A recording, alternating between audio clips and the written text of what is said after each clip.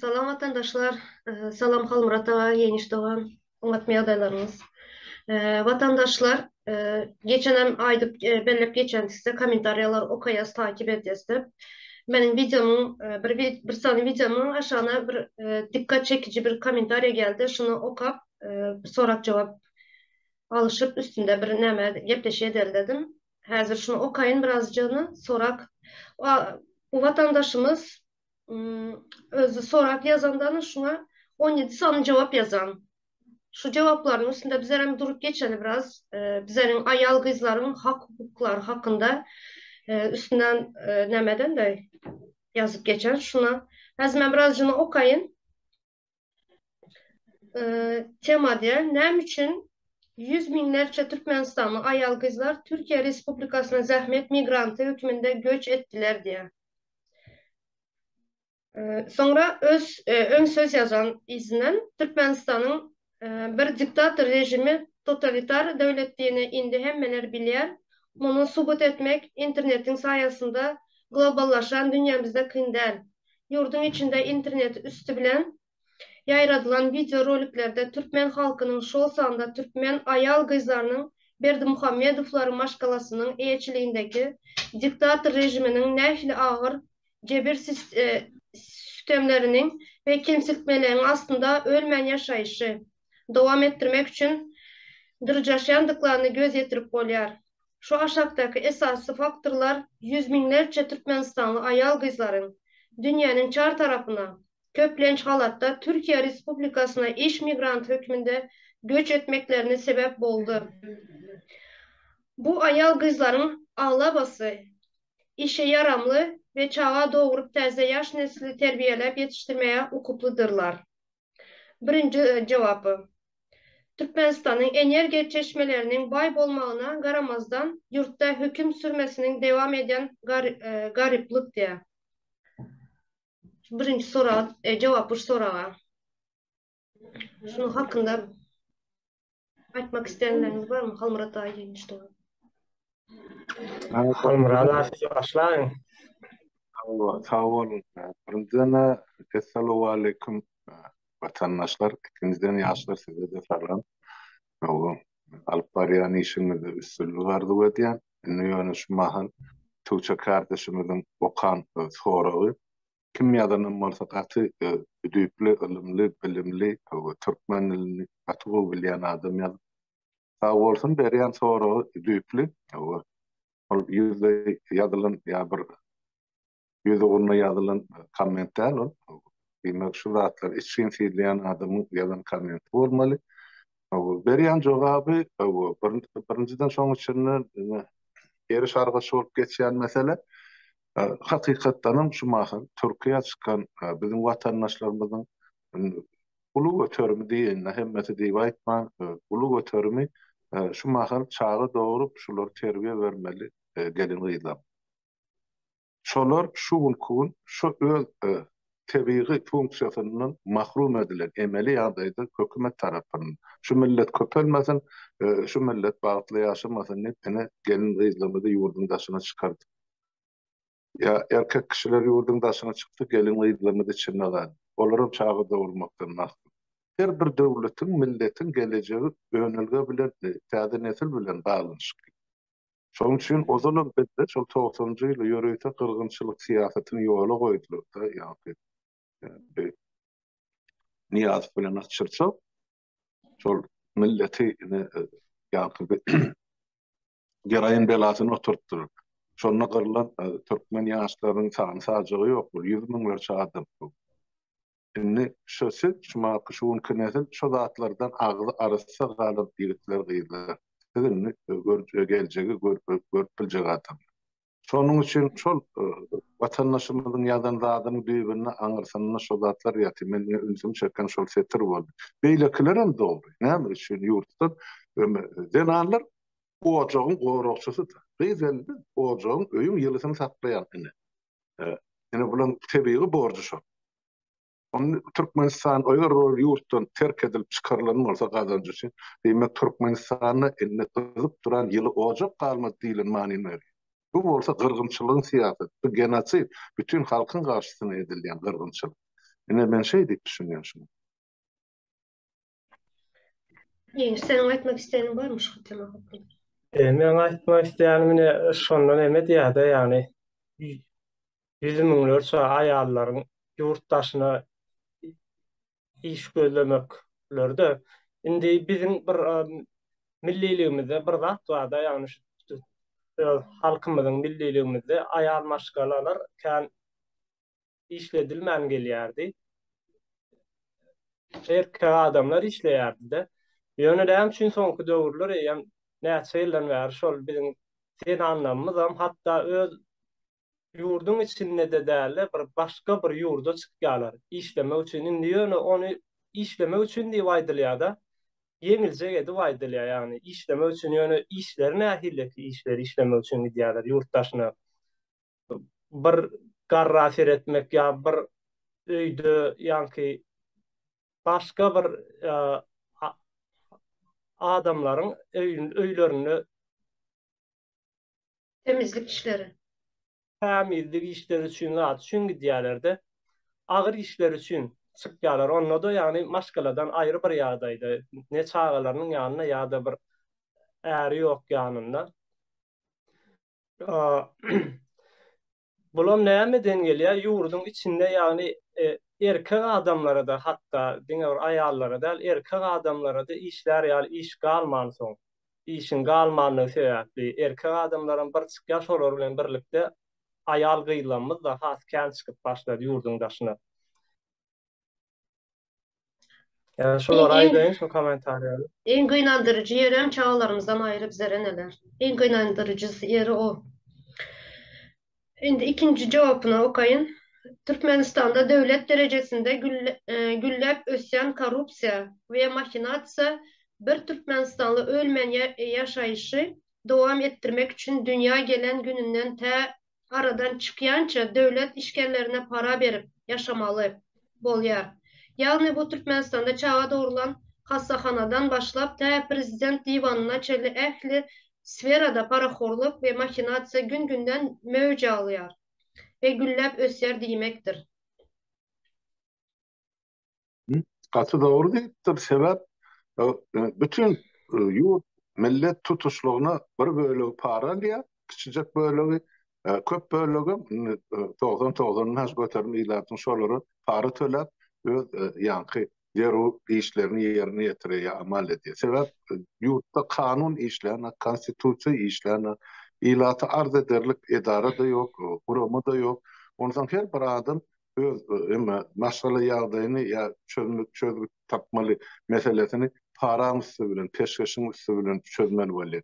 İş tapjagam bolsa, okuw girjegem bolsa, ýa ýene başga bir zat ýurdun daşyna çykjagam bolsa, ýurdun içine girjegem bolsa, durşuna para, hem zat para öwrülir. Ähli puwduk Türkmenistan, belli bir puwdukda. Özem ýokardan dik aşatlygyna ta insan aýdaly şol haram körsyne ýa oturarlardan başlap ta şu yer işläp beren daýhana çeldi. Hemmesi para vermeli ya da para almaly. Ine şu düzgün, şunun çykylmasa bizde başga indi çykylgy ýok. Şu garyply baýly bir adaletli durmuşdy. Şu bilen dowam etdirmeli bolýar. Biz şol täze Türkmenistanyny näçe gurmakçy bolýar. Şu zatlar düýpli götürüp arasalap aýyrmaly we täze Türkmenistany parasyz peşkeşde wezipe parasyzlyk, ýaranjylyk ortadan aýyrmaly, ýallaklyk ortadan aýyrmaly, ikiyüzlük ortadan aýyrmaly, kümsüklik ortadan aýyrmaly. Aýyrma zatlarymyz gatykan şunu halkymyzyň en namyna, beýnisine, ýüregine siňdiripdirler. Başga zady görmedik millet başga durmuş bardyr meýdana. Ine betbaşlyk ştaýdy. O saparany noadany kanun işlemeýän ýurtda önümçülügem bolanokda, önümçülük ýok ýerinde, ýani iş ýok bolýar. Ondan soňra açlyk, garyplyk başlaýar-da. Önümçülük bolmaýan ýerine indi aýalylarymyz ýurdun içindäki aýalylarymyz näme bir şey edýärler, ýanky paýta ýygym döwürleri paýta gidýärler diňe, başga nemeler ýok da kän aýalylarymyz üçin iş ýok. Ýurdun içinde hiç ýeli ýok. Muňa ýagny hususy önümçülük diýilen bir zat ýok ýurtda. hiç ili, yani ayalıylamız bir yere işe girecegen bolsa, para verip girmeli, para verben nire ayıryalar, hükümet idaralarına girýärdi. Hükümet idaralarına da yani ayarlyların aylıkları az verilýär o taýda. Az aylıkta ki işlere de yani pul verip girmeli bolýarlar. Üçüncü cevap, yurtta bar bolan gün günden prosenti artan işsizlik de. Bunun üstünde durup geçtik yankı baştaki birinci nemede. Dördüncünü okayan. Yurtta devlet ve maşgala derecesinde genliginin bercay edilmezliği ve ayal kızların kemsedilmeyi ve hatta kâbir maşgalalarda onların urup yencilmeyi. O gender deňsizligi ýagny erkek kişilen Aynen. aýallaryň arasyndaky deňsizlik ol diňe şugun dörämdatda. Onu aýtmak gerek. Bizim ol geçmişimizde de bar. O hem şu denan masala erkek kişinin ağzına teretmeli. O ýa atan ýa kakan bir zat diýse, agyň bir zat diýse, şolu diýeni bilen bolmaly. Ara denanna o ýene bir türkmenden akyl bar. Onu maýdyk geçeýin. Saçı uzynyň akyly ýa dipine bir yerden bir zatlar tapypdyrlar. Şolum şeýlem kädi. Ene şol saçy uzdylar, Ýewropada şumal döwletleri dolandyryp otdy. Ene şu gyzaly tammolsa erkeklere. Ana. Hemme yer, Angliýanyň premier ministrine şuň kun saýlanan, olum denan maşgaly. Finlandiýanyň premier ministri, olum denan maşgaly. Garatkan dünýede sanaty. Ol gaty ters pikir denanlara şeýdip garamak. Ol şoňa düşünmeýän adam şeý diýip bilerdi. Sebäp islenlik çağa terbiýany berýän, ilkinji ýörjeni görkezýän, ýa agaran saýgyrmagy, ýardam edýän, şoňa kömek edýän enedir, atadır. Atala diňe şol çağan atady gazanç bilen meşgul, ol çağa bilen kan on wagtym ýok. Oturup terbiýany ene berýär. Diýmek, ene berýän bolsa ene ilimli, bilimli bolsa ýaşy. Şonu on dünýä garaşyny öz perzendine siňdirýär. Emma ene kördäkin bolsa Harparyndan şermende okgelini okan kitabym ýok, ömür boýu şol öýün gara işi bilen meşgul bolup saklanýan bolsa ýerdiňde çağıdyr. Onun önýän çağalary diňe şol şu ýan agyr işte işlemägi mezbur dogan gününden başlar. Şoňa düşünmek gerek.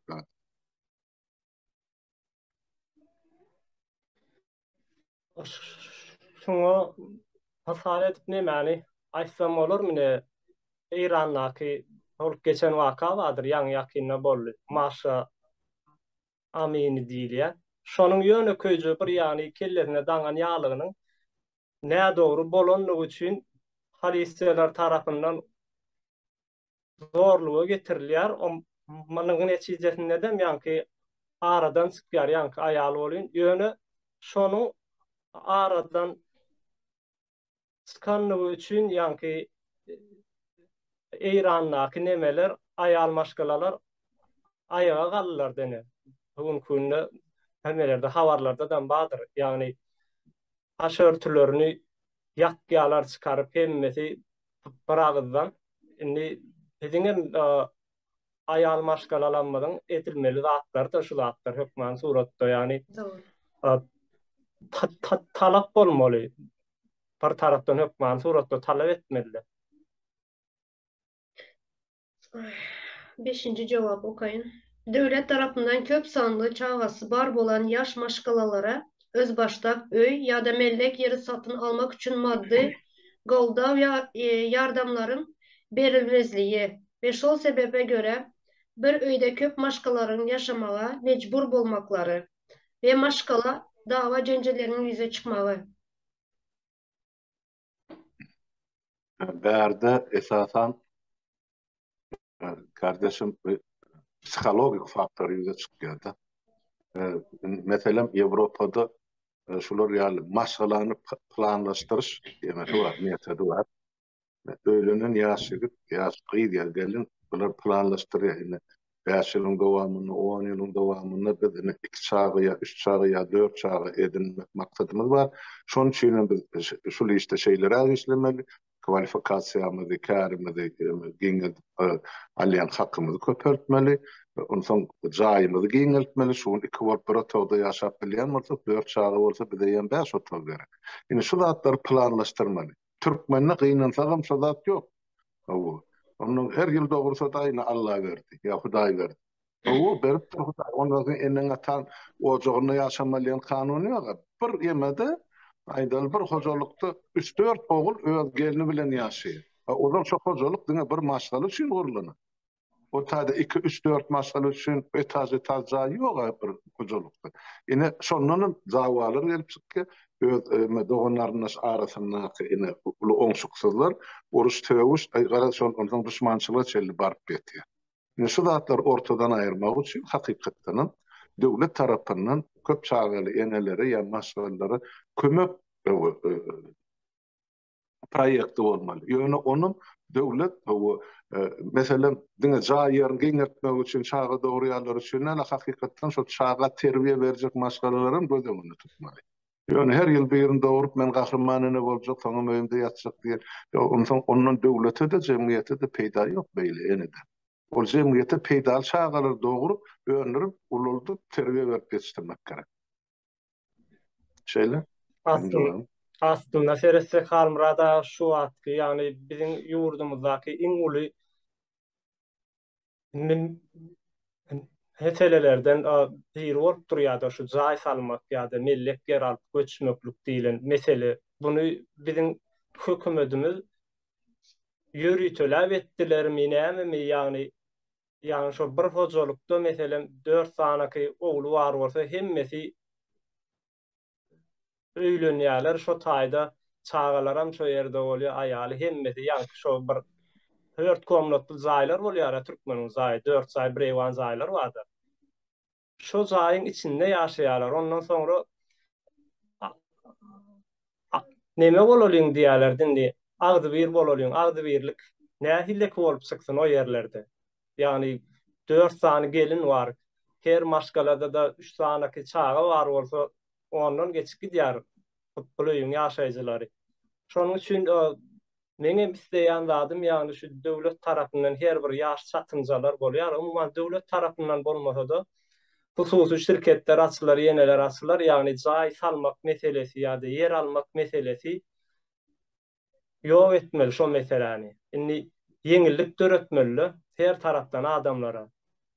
Agdybirlik diýilen zat yerlerden gelýändir. Ýani hemme kişini bir jaýyň içine gawak goýup bular adam agdybyr ýaşaň diýsen bu ýalňyş samsyklyk mykady ýani mene.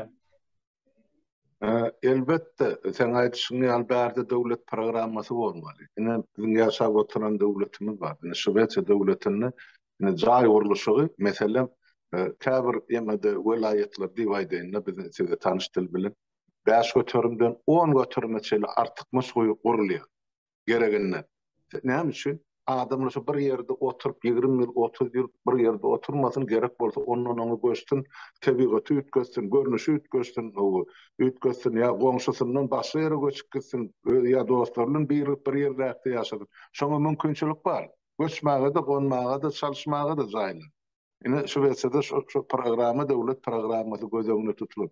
Ýöne şu zatlar döwlet üçinedena onu ýörüýti, üstüne şahsy şirketler bar. Şolonky sen şolardan kredit alýan jaýyny. Özüň kün gurjagym bolsaň bankany kredit berýän, arzan kredit gör. 2% bir ýyllyk kredit. Sen 1 milyon kron alsaň, aýdyr şolar $100,000 bolýardy. Şonu taňa 2 götürüm, 2,5 götürümden aňryk geçen bir ýyllygy.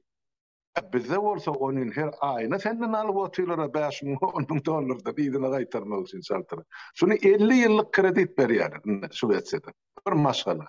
İşte ekotogluyla ya planlaştırışın 4 çağı planlaştıracak bolsaň 5 otogluyla.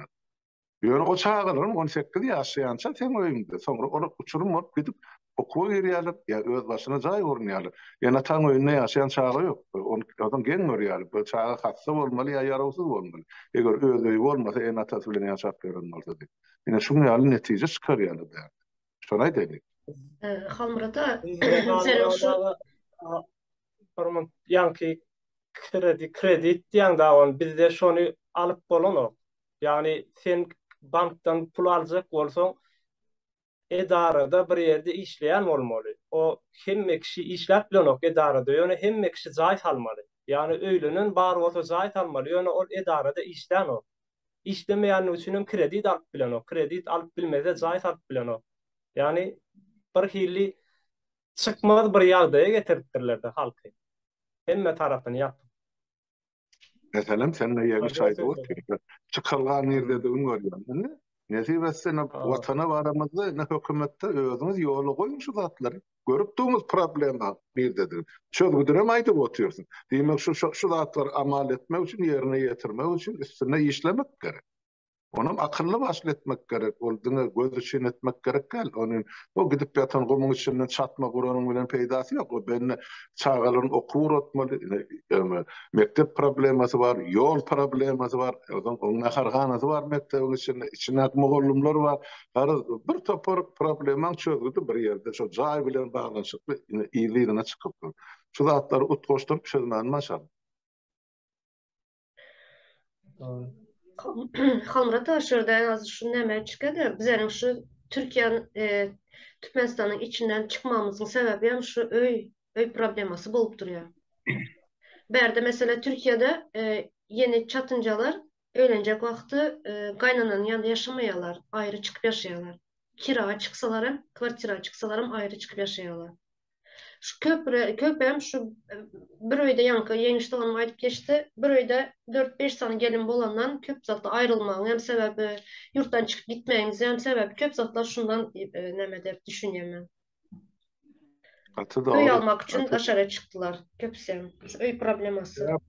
Sebep bol öýüm öýdüzgüni bar da, şu taýda türkmençelep aýtsak, o en atasy çağalyna beren terbiýesi bar. Ýigitler aýdýan, kakasy bilen ejesi bilen bir howluda, bir hojulukda ýaşardy.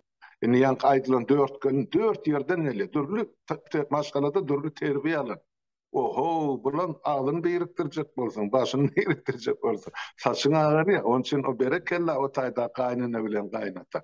Ondan sonra şunun arasını paylaşıp, bölüşüp başını. O gelinim kovu, bu gelinim erbet. Şimdi. Ondan sonra şol oğlum bir ayda men näme şeýle erbet. On gelinim artık mas pay berili. Şey edip, maşgallylar bozulýar. Şo bolmadygy üçin ýaş çatynjalar öýlenmeden ozal ýaşajak ýerini belli etmeli düşünýär. Toydan sonra gidip öz başına yaşar yani. Şonu enata üpçün etmeli. Beydip oradan para alıp gıyveler oğlunun öğünü çökürmek gerekir. Tersine beydin enata kömek etmeli yaşları. Oy batlı olsunlar. Aktıklarınız ikinizi de den iki tarafa. Yani şuna hiç çok bölüm. 6. cevaba geçeli Berdimuhamedowlaryň totalitar padşalygynyň bähbidini yıkılan jaýlaryň öwes töleýiniň öý eýelerine tölenmezliği ve şonun netijesinde 100 minlerce maşgalaların öýsüz awara galmagy. Bunun üstünde durup geçtik ýa şu näme şu ýanky aýdyp geçerlerimiz. 7. cevaba geçip. Tarlar yok. Şu taýda tarlar getireli. Anara bolýar. Ene şu Abadada ýemizde Krasnovodskda ene 3-4 milyar dolarlyk ýemeler gurdular da. Sanatoriyalary, mehmanhanalary. Emma şondan halka peýda ýok. Ýöne şonu guranlaryna şo taýda ozal halkyň özü üçin guran kiçijek jaýlarymy, diňjalýa ýerlerimi şulan hemmesi ýykyp döldüler. Onuň sany 13-14 miňe ýetir. Birine de kompensasiýa tölemediler. Ene şu taýda adalatyň hatyratyny ýene bir daha aýtmady. Ay ene ahallar gowy ýaşaýar ýa özüne çekke hemmede açyp. Yok, ahally sözden gysgandyk, kiçeldik. Ene bir tiram edip oturun jinayatyny getirmek gerek. Şoň taşda görüldü. O ahalyň halky beýleki vilayetlerden gatykän ejir çekdi. Haýdy tarapda ne jaýlar ýykylmakly ferha. Aşgabatyň 4-den 3 bölegi ozal ýanky şahsy sektorda ýanky şahsy jaýlarda ýaşaýar. Şulan hemme jemgyýat bilen Berdimuhammed buldozerler, tüktekizler ene şol wysotkalar gurdular. O taýda ýaşap ýören adamlara näme kompensasiýa berdi? Ýok. Eger şu wysotkadan jaý almaly bolsa ene sen boynuna ene şular real krediti ýüklep, any çykkan ýagdaýa ýasanlady. Şonu aýdyn.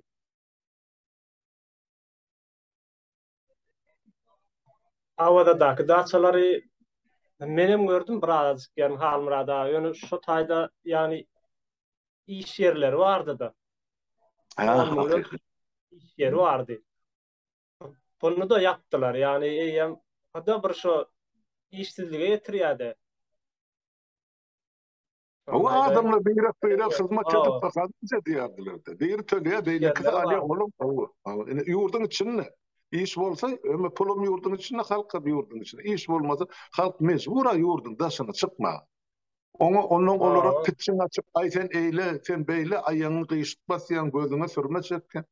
O da özüne bas, ötmese keseka diye Türkmen. Şon diýen adamı, özün şol adamın ornuna koyup görsün, vatanı mecbur halı terk edin. Näme oğlum yüzü gülüp durma. Ne şol real tragedi. Yani biz hepman çalttan çalt vatanı ýygyňyza dolanma. Beýdip görsek biz ýitip gidýäs millet kökmüne. Ýurdun içinde Türkmen adly millet galjak duru bar. Olaram şol syýasaty ýöredýär. Ýani 30 ýyldan soň hiç kime dolanarlyk ýurdum barmy? Başga milletler içinde bolýar. Ine şonsu bar, şeýtir milleti, yerli milleti gyrýar. Ine şu 7. taýda. cevaba. Aydın Awa, aydın. Aydın. aýdyn kardeşim. Ören kızıklı nämesi bar da şurada şu 7. cevapta. Yurtta narkotik seriştelerini ullanan yaş erkek adamların aradan çıkmağı neticesinde erkek yetmezçiliği, yani erkeklerin sanının azalmağı neticede yaş ayal kızlar dul kaldılar ya da onların durmuş kurmağa şansları yoktur diye. Atı doğru. Atı doğru. Şu yan kaydanın da şu Niyaz devrinde yörüyte yigitleri, ay kıyıkları marşal sandı. Triye oturttu. Triye yani yankı bir ağır görünüşüne.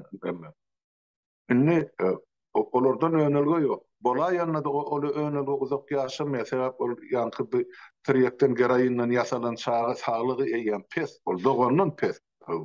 Eyyem kesellik. Onun için olur bir öde bir önlü nesillerinin yanlarından alıp gittiler. Köp bir yerde şular yalı oldu. Son sen aydan şu yazılan zat katı doğru. Onun için bize sadece Türkmenistan'ın yürüytü şu barada meclis karar çıkarmalı var. Şu satın yani narkotik cisimlerini satayan bilen satın alayan ikisi de cinayetkar. Satına çok satıp yani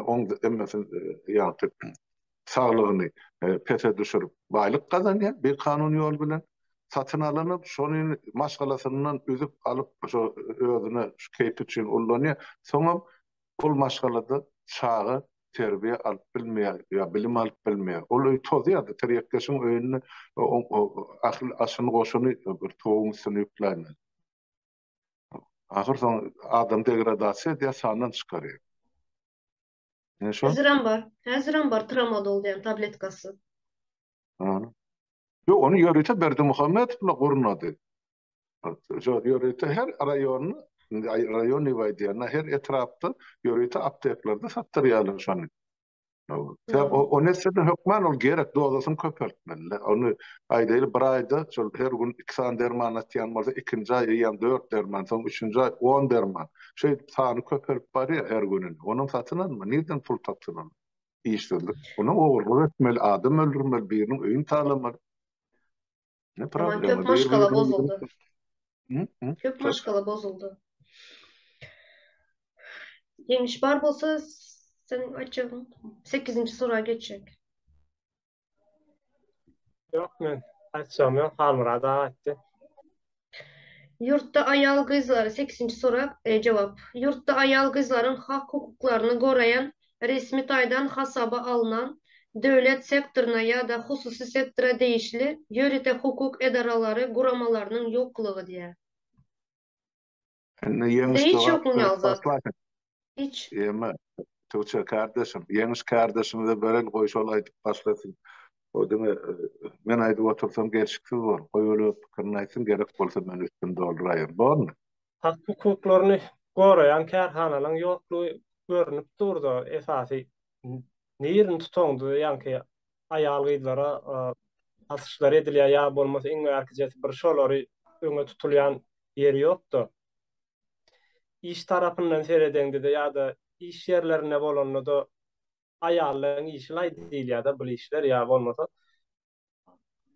aýlyk ýagdaýlaryna da şolar ýalaky.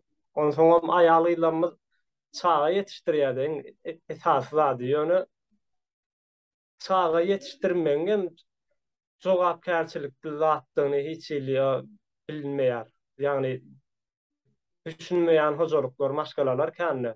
Ýagny alýa çağa dogry ýa-diňe şonu iýdirmeli, sirmeli, geýdirmeli diýilen pikirde gedýärlerdi.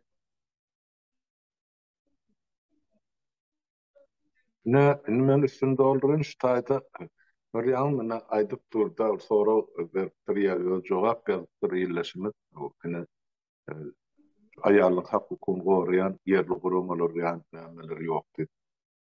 Konstitusiýada ýazylan bu zatlaryň hemmesi. Bizde gender deňligi bar. O taýda aýratyn aýalyň hukuky, aýratyn erkekliň hukuky diýip görkezilýän ýeke maddada ýok. Hemmesi deň adam. Saýlawda deň gatnaşýar, jogapkärçiligden işe okuwum hemme ýerde deň tutulmaly. Konstitusiýada kanunlarda görkezilen şol. Ýöne dolmuşda diýýänen itkaşyk zatlar gidip. Onam kim edýär? Eline emel ýeten erkekler bar. Şol özüni şol honman näse han saýyp bu gözünalardy öňü içinde görogly. Daşar çykdy başlaryň öňüne hany Gurban Gulyň satan iki satanyň arasyny bükülip salam berip berildi. Öz öňüne diktatordur hemmesi. Ya öz golasyna ýüzlerçe miňlerçe adam öňüne şol Gurban Gulyň öňüne üç bükülip epilip salam berende namys edip onuň beşe beýleki öz ýemeler golasyna adamlardan çykarýar arny. Gurban ola diýip bilen elbetde. Hayrat ýok. Emma golasyna akyly şu wezipetini saklamak üçin, kazançyny saklamak üçin oňam diýen aýjyly ýa awly sözüni dinlemäge mejbur boldy. Ene sistemi şeýdip guruldy.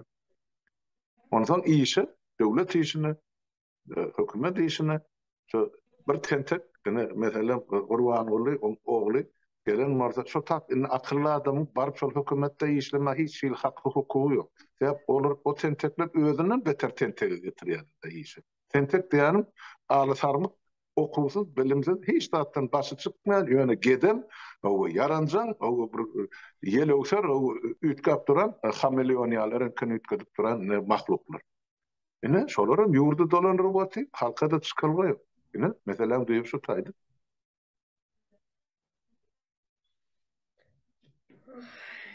9. cevap. Yurtta devlete değişli bolan edara, kerhanalarda ve guramalarda öz eýeleýän wezipesinden haýynçylykly peýdalanýan erkek kişilerinin özlerinin gol astında işleyen ya da özlerine yüz tutan yaş ayal kızları cinsi zorluklara sezavar etmeye sınanışıkları ve onları kemsiltmeleri. Bu hazır Türkmenistan'da öğren yaygın. Ýeňiş aýtjak mı senin? Köp sezavar bol ýaly zatlar hazır. Anladım. Men bolup duran zatlardan näme diýjegim bilemok. Ýani özi aýdypdyr ekende içinde bolýan zatlaryň hemmesini onuň üstüne diňe dogry diýip ýetiräýmesem men. Bolýan zatlar da ählisem. Bu cevabı halka bereli. Halk cevabını versin bunların. Komentaryalarda yazsınlar. Şu bolup duran zatlar da. Şu bolup duran zat hemme kişi görýär. Ýalnys problema nirde? Problema şu görüp duran zatyn dile getirmäge çekinýär, gorkýar ýa-da maňa degişli däl gras bolup geçýär da halkyma. Ýöne şol sen goňşuň başyna gelen agyr gün ertiseňem başyna geljek. Şoňa düşünen atmaly. Ol bir gün, bir ýyl, 10 ýyl dowam eden aga şu zatlar. Şol Niýazyň döwründe şu döredilen emeli baýlar bar ýa-ni geraýyny satypmy, döwletiň emlägini satypmy, çepetara ýa-ni okuw üçin para soňra köş gurup salyp ýaşap bererler. Olar näme çegin bilen ap, puluny nira harçlajagyny bilen ap. Nädip indi şol halkyň depesini nähil derejede şanyp döwjegini bilmek, şolar ýa zatlaryň üstü bilen men hojaýyn diýen. Onsoň halkam görüp oty. Ýöne şoňa garşy söz diýip bilenip, sebäp şol adamdan bir zatlar hamtama, işmi, wezipemi, pulmy, ýa bir ýerde bolmasa bir eglişikmi ýa bolmagy bilemem. Ýöne şu zatlar beýleki zatlaryň üstüne ýapdy. Jenaýat edilmeli cenayete karşı işlerin üstüne perde olup durdu. Ondan ol adamlar cenayete de çekip bolsa sistemde işler oturan sudya, prokuror, sürücü, mekanikçiler, hemmece advokatlar, hemmece şu sistemin içinde. Olaram şu okuwa girenler olur $1000 pul төлep o yuridiskin gutarın. Olarda alım yok. Orada dene şu katkağı var elinde ruhsat berdi. Özlerinden sonra konstitusiyon bir maddesindan doğrudur saydıp bilmediler. Sebep olur o gerek geldi. Olur dene pul gerek veren parasını ona sedip iydin alma. Bu selam. Yine şu. Zatlar hal murada ýeke bir hökümet edaralaryna däl, hatda men gaýtmarkam bilýärdim ýurdun içinden çykmakam öňedil häzir aktiýalar mekden oklarmon bilemok, ýani mekdep okuwçylaryny ýa-da meselem edara işgärleri, balnistan ýenen işgärlerini halka ýygmana çölep halka ýygmana gidýärler-de. Şo taýlardan bolýan zatlar bular, ýani gyýy satýarlarda, ýanky ýerlerde meýdanyň içinde bolýan zatlar edil häzir bilemok indi mekden okuwçylary halka ýygmana alyp gidýärlermi şu wagt? Ýani Yani sen yurdun meýdana alyp için gidýärler-de, ýani ol 10 günlük ýatymlaýyn meýdana alyp gidilýärdi. Şo taýda almasyz bolup gelýärdi. Kän zatlar bolýar o taýda meýdanyň içinde. yani sen yurdun içindeki betbaççılaydı o tip. Yurdun daşınına da şol. Türkmenistan'ın okudu çıkıp kaydan yaşlarımız, yiğitler kıydılar. Olara mecbur dürünü işe başvurmağa. Kıydılamı diyeni de adam stipine ondan köçe çıkıyor. Başka yağda yok. Yurdun içinde bunları en atatı pulu uğradık bilene. Yurdun daşınına da olur hava işte kime gerek ol Türkmenistan'ın gelen yaşlar Rusya'nın, Belarus'un ya Ukrayna işgalleri ya adamları işletke. Ne uruş turdu Ukrayna'da. Bunlara önünü giydiğenlere yerim yok. Anladın? Bana bağışla diye idealim, meşhur yani kabul etti ya da bolşuyal. Ukrayna'da şol tenin satyan ayarlan kıyılan içine en arzanı Türkmen studentkaları diye. Ne emesin onu? Haydi. Ne emesin? Mecbur yalday. Halmurata bu ulu bir Ýmäli zat tapanoklar çay töleglerini töläp bilen oklar bärde menem kän eşdýän on ýaly talip gyýlaryň ýani Ola mecbur. Ola mecbur. Hükümet diýany salan günü şol. Ola keypine de nak o zatlar. Şu zatlar aýylsaýyl etmeli adamlar. Ýöne şeylemiş, planmış, okulu gyýy almanlar, maşgalany akyllymış. Sen ona samsyk bolla ýaşadyr. Okulu bilimli zemandy Emeli ýagdaýda getirdiler. Hatda ýurdun içinde käbir aşgalalar vardyr şu yurtdaşyna uğra dostlar gelen oklar gyýlaryny. Institutda da uğra dostlar gelen ok. Näme üçin uğradan oklar ýani daşyna çyksa zaýalan bozulup gelýär gyýy maşgala diýilen hemani ýaýradylan da düşünjäni eýem halkyň arasynda ýaýran şo. Doğru. Näme soragyň bar? Ýa-ma aýdy ber ýa-ma. Ýoksa kardeşim häzir ýygnagymyzdan başlaýan Hazır. Bu ulu mesele ve namuslu mesele. Şunun için başka bir tema koyalım onu. Hazır Halmurata 11. cevap. Hususi sektörde özünün hususi biznesini ve iş yerlerini açan ayal kızlara devlet tarafından maddi yeniliklerin ve goldavların vermezliği. Tersine değişli korrupsiyoner devlet edaralarının işgärlerinin onlardan köp miktarda para peşkeş talep etmekleri ya da onları cinsi taýdan zorluklara sezavar etmeye sınanışmakları. Bunların üstünde yana durup geçtik aynı zatlar. Eğer aytmak istediğiniz bar bolsa. Hususy sektor aslında ýok. Töçöde Türkmenistanda hususy sektor ýok aslında. Hiç şey.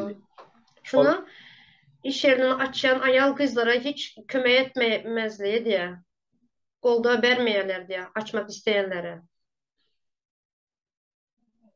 İş yer açanlar o taýda edine nähilleki iş yer açanlar şol salonda açan olaýmasalar aýalylaryň başga bir mene salon dikiş yerleri. Ýoklar açýarlar, salon açýarlar, olaňyň üstüni nalogdan doldurýarlar, lisensiýa soraýarlar, lisensiýa alıp bolana Türkmenistan lisens alıp bolýar. Böyle. 12. cevap.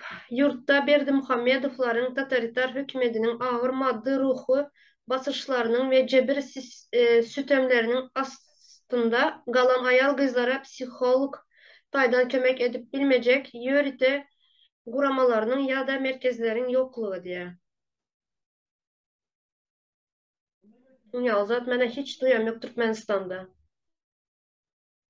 Asla yok. Yok zatlar bolýar. Ya nemede Türkmenistanyň ara halmyrada bir yüzde näçe götürmi owalardan barat. 70-80 götürmi owalardan baratdyr. Doğru däl mi? 65-67 götürümdi şu Sovet Soýuzy Ondan ýykylan döwürde. Bugun men ondan bilemem imkan näçe bar. ondan imkansy bizde bir ullokan bir şäher ýok. O ýerne ýaşaýan aýal maşgalalaryň paşty bir %80-i, %70 iş ýok.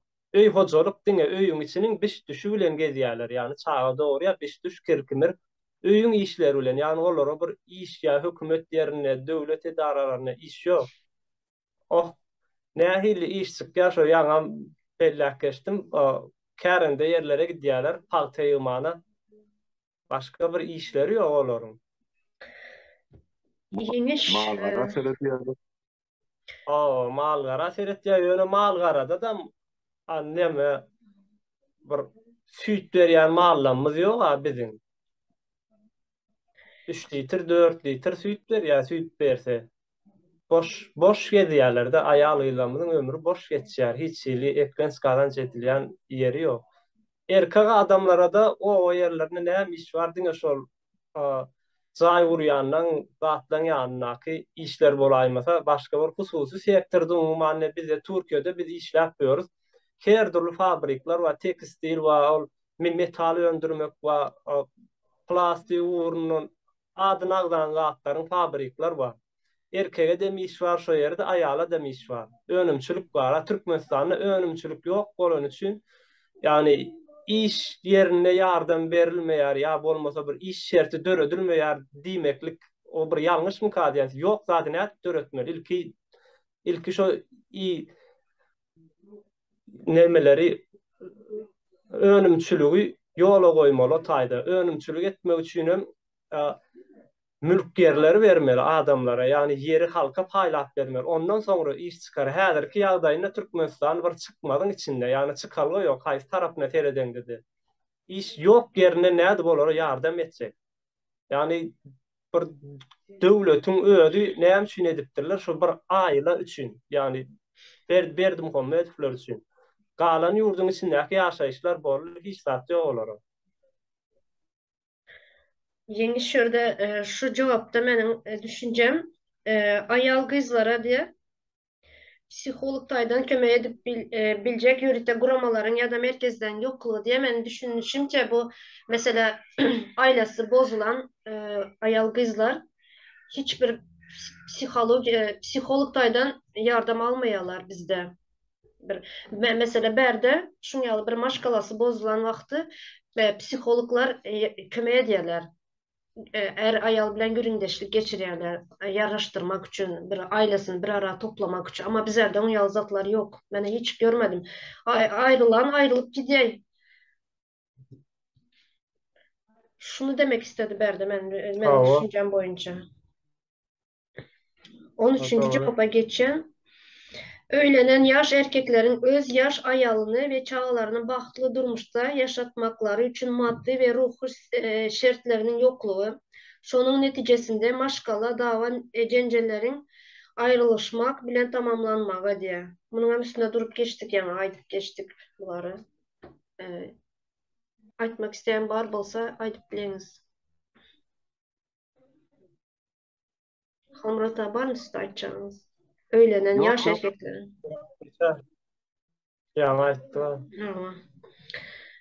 Türkmenistan'ın 14. cevap Türkmenistan'ın bilim sistemasynyň korrupsiya batkalığına batıp gatı pes derece düşmeyi hem de yukarı okuw jaýlaryna okuw girmek üçün berilýän paranyň möçberiniň juda ululugy we studentlere berilýän bilimiň Hilinin ören pesliği diye.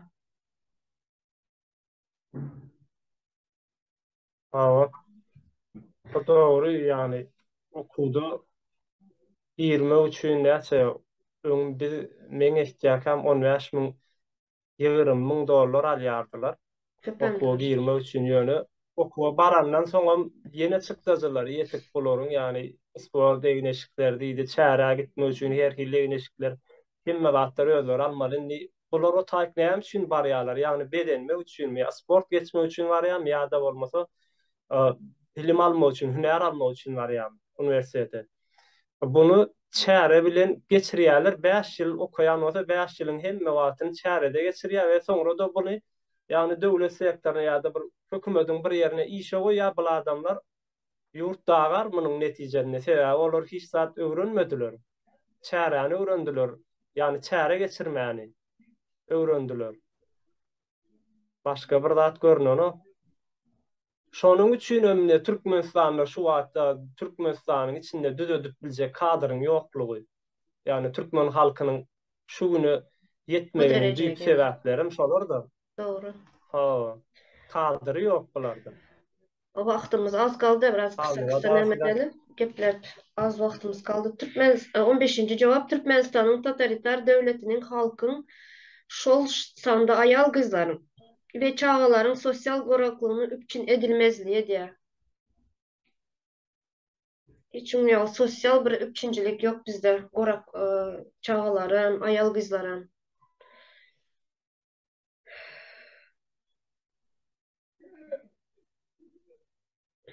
Şu jogapları Almira ýazyp, da men pikir edýän zenan maşgala ýadymy kadýan. Şu soraklaryň jogaplaryň sebäp şu taýda erişargaç bolup geçýän pikir zenanlar çağırır bardy.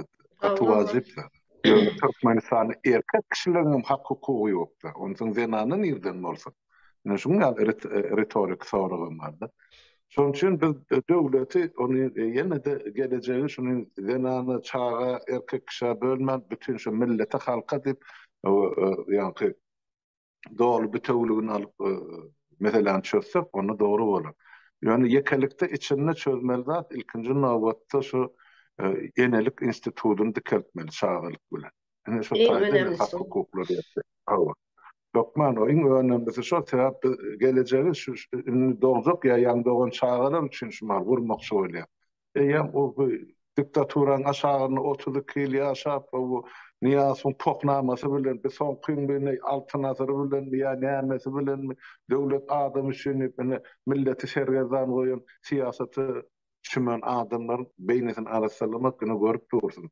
3 yılın devamına näçe adamın beynisin arasalap bildik ya doğrudur düşündürüp bildik. Entem şu hüccetliğini tutup bize şu bolýarly, näme bolsa şo bolsun diýip cehennemçilik bilen ýaşap oturan milletin sany düşünenden kän ýokar.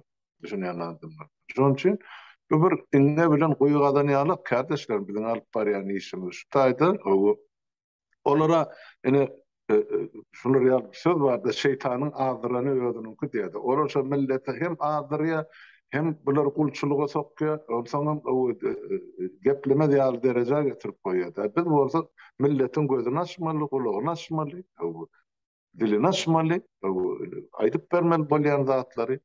Ene şu ýa şu soraw berip özüne jogap berýän o illeşimini ene Türkmenistanyna bar bolan ýa-ni gerwaýs meselelere ýazan jogaby. Bu gaty dogry ýazylypdyr. Ýöne şu zatlar üçin etmek üçin bir zat gerek halk bolup ýurda barmamyz gerek halk bolup şol hökümet agdaryp täze Türkmenistan gurmamyz zarur. Ne şoňa aýdyn. Yani 2 saniye cevap kaldı. Yurtta söz azatlygynyň bolmazlygy, şonuň netijesinde halkyň esasanan zulüm gören ayal kızlaryň metbugat we habar beriş seriştelerini arkaly öz problemalaryny beýan edip bilmezlikleri. Yine häzirki bizem problem aşara näme çykýardy. Geplep bilmeýärler çıkıp ekrana. Öz problemalaryny aýdyp bilmeýärler, gorkýarlar. Her bir islenip devlette, demokratik devlette 4 sany hakimiyet bardyr. Üçüsi resmi, ýani bir hökümet, ondan kanun çykarjy parlament, hem de sud hakimiyeti. Dördüncü şolok üstünden kontrol edip ýa şolok kemçiligini yankı cemiyete yayan ya yetirýän ene mass media, metbuat, onun azat erkin bolmak. Şoň ýok ýerine adamny getlep bilen. Ene bize yetmeýän da şo 4-nji häkimet ýok. Şo bolan bolsa beýleki 3 häkimeti, resmi häkimet amana getirir diýe dogry ýola salardy. Ene şeýle. Yine de bir zat da halmyrada şu bizim türkmenlerimiz kameradan gaterbet gorkýarlar. Kameranın garşysına çykmana, kamerada özüniň bir ýagdaýyny aýtmana, ýagny meselesi näme meselesi bar bolsa söze getirmäne gorkýarlar. Bu ýerde diňe bir erkeklerinden hatda aýal gyýlanmadyňam jogapkärçilikli taraplar gatykän, çünki olaram yerli yerden özlerine şu kameranın karşısına geçmekleri gerekti. Bize şu wagtky esasy iň uly ýara şu kamera. Bizim elimizde yaraglanmaz var. Han aýtýarlar, bak şu wagtda elimizde bir yara berseler, gitsek ýurdun içine alsak diýerler. Ne senin elinde yara şu. Şundan uly yara ýok.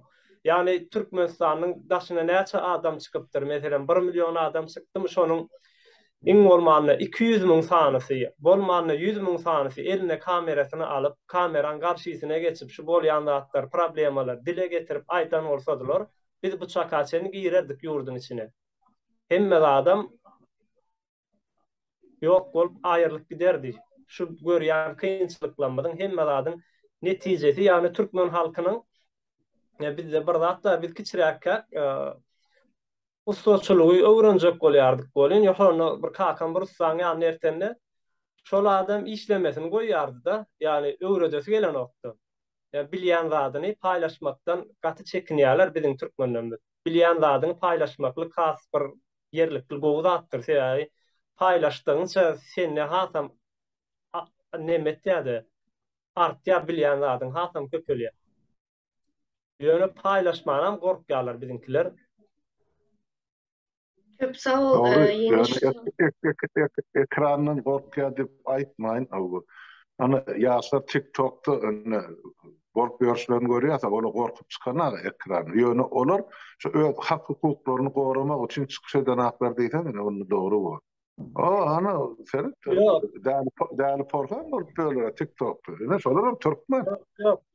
Beýle de halmyrada ol kameranın garşysyna geçmek we geçmezlik we ol dogry ýöne özüňi kamera çekip ýa bir TikTok'a girip öz ara gurrundaşlyk etmeklik bir başga, ýani sennäki problemalaryny, meselelerini aýtmaklyk bir başga. Ýani erkekçe çykyp problemany aýdyp bilmeklik bir başga. Ol ýanyndaky bilen gürleşip bilersiň kameranyň garşyna çekip, belki garşynda 5 tane adam madyr kamerada durup olary söýüp bilersiň.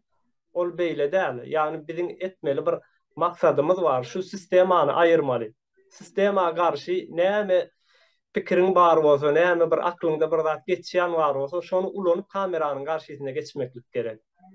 Muny diýmek isleýärin men. Berekella. Gatı dogry. Doğru, belli geçtin. Hazır şurada sosyal medyanın gücü diyorlar. Sosyal medyanın 21. asırda sosyal medyanın gücü var. Her kim çıkıp derdine problemasında şunu yalan aytsa, o aydışın yalı köpten çözüşerdik bu problemanı dibinden. En sonki cevaba geçecek. Türkmenistan'da aýal gyzlaryň ruhu çökkün ýagdaýda galmakları ve olaryň bu yurtda özleri ve çağları üçün vakti geleceğin ve bolcağına inanmaların yokluğu diye. Vakti geleceğin bolcağının inanmalarının yokluğu diye. Yani geleceğini görüp bilmezliği diye. Yani näme diýär-de gelecek bar da yok diýär. Yani istenip bir ay almaşgaladan ýurdun içindäkden ýa-da ýurdun daşyndaky gedip görün istenip bir ay almaşgaladan ýa bir watandaşdan tutup sorasaň sen 5 ýyldan soňra şu wagt edýän işiň bilen 5 ýyldan soňra näme elledip bilerdiň diýsen aýdyp bilmeýärler. Seýa geleceğine anamy ýok, maksady ýok. Hatda Türkmenistanyň iş ýeriň barym bolsa, iş ýeri işledip şunu açyp başlanmasaň, şol adamdan sorasaň şu işin bilen gitsen 5 ýyldan soň näme görýän diýsen aýdyp bilmeýär. Sebäbi şu iş ýeriniň özünde galjagyny bilmeýär adam. Yani geleceğine bolan anamy ýok hiç kimde. Ýeňiş sadece aýal gyzlar däl, çağalarym şuňa hazır. Geleceğini görüp bilmeýärler. Sadece Türkiye'ye çıkalım diye Türkmenistan içinden çıkalım, Türkiye'de işleyelim diye düşünce var çağalarda. O da yanlış düşünce bolýardy. Yanlış düşünce. Şunu öňüni görüp bilmezliği üçün şunu ýaly diýerler. Öňüni görüp bilmezligi üçin hem maksatsyzlyk üçin bolýar. Ýagny maksat ýok. Meselem Ýewropa ýurdu gowy ýurt. Dogry dämi? Cennet ýaly ýurt diýäris. Biz ýaşaýyş jaýlaram gowy, owadan ýerlerde ýaşyllyk, hem iş şertlerem bar. Biz pikir edýäs, ýani şo ýerlere gidip işläli. Bir ýerleri taýinatdyr bu zatlary, grupdur taýinatdyr, olaryň ata-babalar söwüşipdir. Ýani şular ýaly kameraň garşyna geçendir, belki başga syýasy ýollar bilen edendir, gan dökendir, şo ýagdaýa ýetirendir. Biz de görýäs, bunu öz ýurdumyz erwet tozan wasyp ýatyr, palçyk köçelerden ýörer ýalda. Kamerada görýäs, Ýewropa odan eken, bir ýere gidelim, bir ýerde ýaşaýyn. Biz näme üçin öz ýerimizi şolar ýaly etjek bolmalylar, ýa maksat tutunmalylar öňümizde. Yani bizde de şolonkyal toprak var, Ýewropadaky toprak, bizde de şo toprak var, yani yer var. Şo yere Ýewropada eken otuňy şo taýy eksen, şo yerde de göwer ýa. Ya da şo yerde bir fabrik açsan, ya bir iş yer açsan, Türkmenistanda da işleýär. Esasy maksat yani sistemany täzelememiz gerek. Sistemany täzelemeli, häze Türkmenistany gurmaly. Bundan sonra iş yerler hem dörer, yani azatlyk hem bolar, erkinlik hem bolar, hem de anlam dörep başlar adamlara, geleceğine bolan, yani azatlyk baýerini anam döreýändir hökmen suratda. Murat ağa bar mısın açacağınız, onu toparlayız. Kutardı cevaplar. Ha, bu yok, ama şurada ayrılacak zatlarken bolmagy mümkün. Düýükli seretler bu 15 saatlaryň gurulmaty boljak da ýöne şunyň wagtyny çäkli bolsa biren gysga beýan etmek bolýar, ýa gysgaça. Ýöne aýdylan zatlaryň hemmesi dogry, ol ýazan watandaşymyzdan dogry ýazypdyr jogaplaryny mene beri otursaňyz ýaşlar. Berekella ne şular ýaly ýolda terde pikir bilen gidilse alınmajak gala ýok. Ýanyş gaty dogrydy. Muna ekranyň arkasyna geçip her birimiz gürlemani, derdimizi paýlaşmany başarmaly. O ilçilikdir. Diňlänem tapylar o. Kömek etjegem, gol uzatjegem, bilelikde işlejegem adamlar ýuwaş-ýuwaşdan täzeden beýrek öwrenşip başlamaly. Bu rejim bizi beýrek düşman edip goýdy. Goňşyny goňşa, dogany dogany. O agzyna alardyp döwran sürýär bular. Indi biz şu agzalarygy ortadan aýyrmak. O beýle diýil, agzy berikdirmeli, agzy berlikler. Şu adamga bir-birine düşünşip bilse, ene şol agzy berlikdir. Olsa gujoklaşyp gelmeliýän kanun ýok bu dünýede agzy bir bolarly. Bir masalada ýok. O agzy berlik. Näme üçin? Her bir adam şahsiýet öz pikirini aýdyp bilýär. Eger ursat berilýän masala bolsa, pikir dinlenýän yer bar bolsa. Ýok bolmasa da kijijik diktator, kijijik niýaz diýerdim-de her bir masalada bar. Ýöne şol üstüne böküp geçmese, onda biz şu diktatoradan hiç açanyp çykmaýar. O bolan mesele gaty dogry goýupdyr watandaşymyz o. Sağ ol Tövşe kardeşim, şunu getirenin için, bizi çağıran için mihmançılığı. Yeniş kardeşim sana da sağ olsun aydiyan, şu düşüncenin için. Şeydi, yaşlar size alıp gitmeli anırlığına elini. Size öden duşlanız ülsü kânmeriye. Bizim ne bir ulaşan neselin adamsı olmuşsa, o öden duşlanız olmasa yaşlar dinleyen rolüyonu size ülsü versiyali seyredemez. Sebepsiz olan den duşu. Olar siz bilen ýaraşyp işlejek, göreşjek, Türkmenistana barjak, täze Türkmenistany bile gurjak. Ine şolara siz şulardan, şu taýdan güýç, kuwat alhan berýär. Meselem ulusu şodur. Ine informasiýon uruşdy, biz hökmen ýeňiji bolmaly. Başga ýagdaý ýok. Olar hana watan satan programmasy giýje ony ýalan sözler goty. Ýa-ni eýem 32 ýyl ber, halkyň aňyna goýulýan şol. Ýok zatlar bar edip görkezýär. Men bilemem uluna ilçilim çekip ekranın önüne çıkıyor. 2 saniye yalan çek. Ýöne şol döwletiň siýasatyny ýöredip otyr. Ene şol bolýa sağ bolun wagtyny kän almaýyn çağırýan üçin taňry ýalkadym habarlaşyp durup. Murat ağa, men hem Sağ olun, şöyle Murat ağa. vatandaşlarımıza näme etjekler, şu bizlerin ayal kızların köp hakları alınan şurada şu komentarya okap men hem göz yetirdim de yurttaşına çıkan ayal kızların berdine yurttaşındaki ayalları kızları görüp köp hak hukuklarımız barlığını göz yetirdik. Şunun için şunun ýaly komentaryaları yazanlara ya sağ olsun diye Vatandaşlar size hem şunyalı akıllıca komentaryalar yazın, bize okap geçeceğiz. Cevap vereceğiz komentaryalarınıza. Halmurat ağa, siz hem köp sağ olun geleniniz için. Yemiş Doğan, sen hem köp sağ ol. Sağ olun vatandaşlar. Sağ olun. Sağ olun, hem bana da sağ olun. Sağ olun.